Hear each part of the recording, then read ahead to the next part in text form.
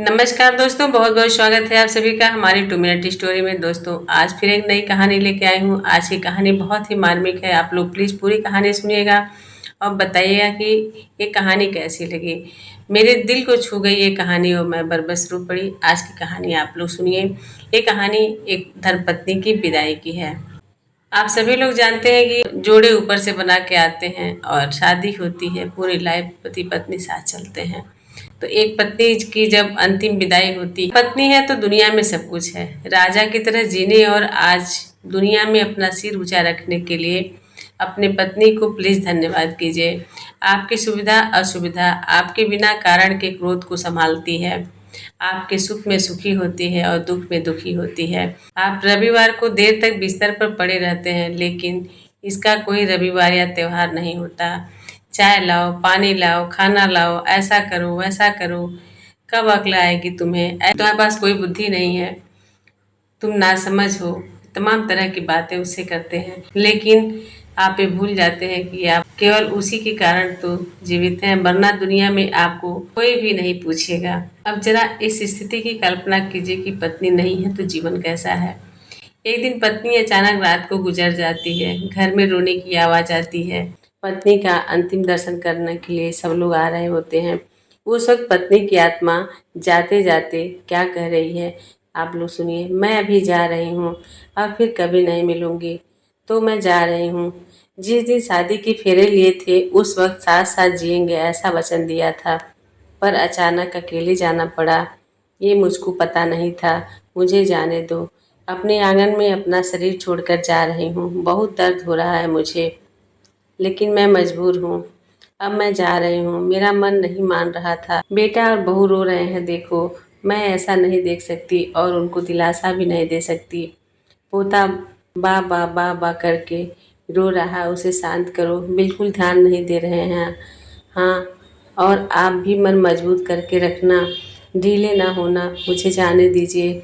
अभी बेटी ससुराल से आएगी और मेरे शरीर देखकर बहुत रोएगी। तब उसे संभालना और शांत करना, और आप बिल्कुल भी नहीं रोना। मुझे जाने दीजिए। जिनका जन्म हुआ है उनकी मृत्यु निश्चित है। जो भी इस दुनिया में आया है वो यहाँ से ऊपर गया है। धीरे धीरे मुझे भूल जाना, मुझे बहुत याद नहीं करना और इस जीवन में फिर से काम में डूब जाना। अब मेरे बिना जीवन जीने की आदत जल्दी से डाल लेना। मुझे जाने दीजिए। आपने इस जीवन में मेरा कहा कभी नहीं माना। अब जिद छोड़कर व्यवहार में विनम्र रहना। आपको अकेला छोड़कर जाते हुए मुझे बहुत चिंता हो रही है, लेकिन मैं मजबूर हूँ। मुझे जाने दीजिए। आपको बीपी और डायबिटीज है, गलती से भी मीठा मत खाइएगा, नहीं तो परेशानी होगी। सुबह उठते ही दवा ले लीजिएगा, भूलिएगा नहीं। चाय अगर देर से मिलेगी तो बहू पर गुस्सा न करिएगा। अब मैं नहीं हूँ, यह समझकर जीना सीख लीजिएगा। मुझे जाने दीजिए। बेटा और बहू कुछ बोले तो चुपचाप सब सुन लीजिएगा।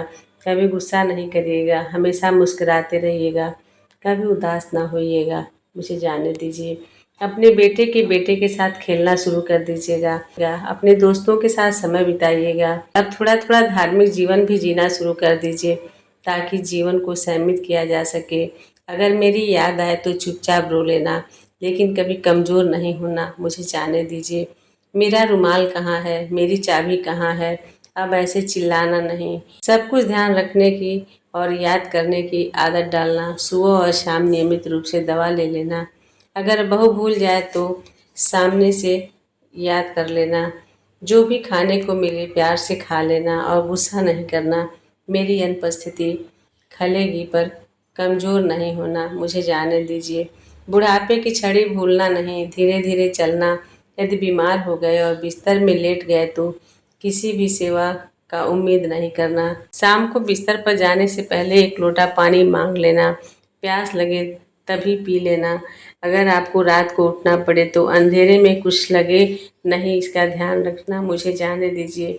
शादी के बाद हम बहुत प्यार से साथ रहे, परिवार में फूल जैसे बच्चे दिए।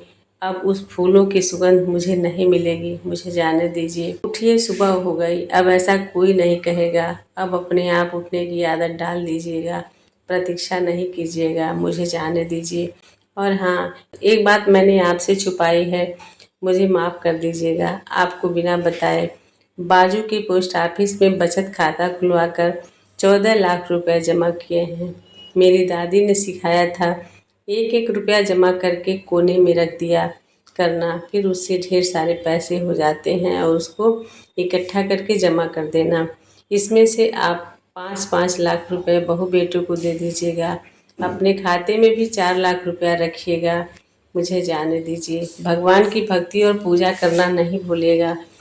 अब फिर कभी नहीं मिलूँगी। मुझसे कोई भी गलती हुई हो तो मुझे माफ़ कर दीजिएगा। मुझे जाने दीजिए। एक पत्नी की आत्मा ऐसा कहकर थोड़ी देर के बाद चली जाती है। दोस्तों, ना रहने पे समझ में आता है कि पत्नी की अहमियत क्या होती है, लेकिन जब तक रहती है तब तक उसकी कदर नहीं होता है। कहानी कैसी लगी, इन्हीं शब्दों के साथ विदा लेती हूँ। फिर मिलूँगी अगली कहानी में। तब तक के लिए आप सभी को प्यार भरा नमस्कार।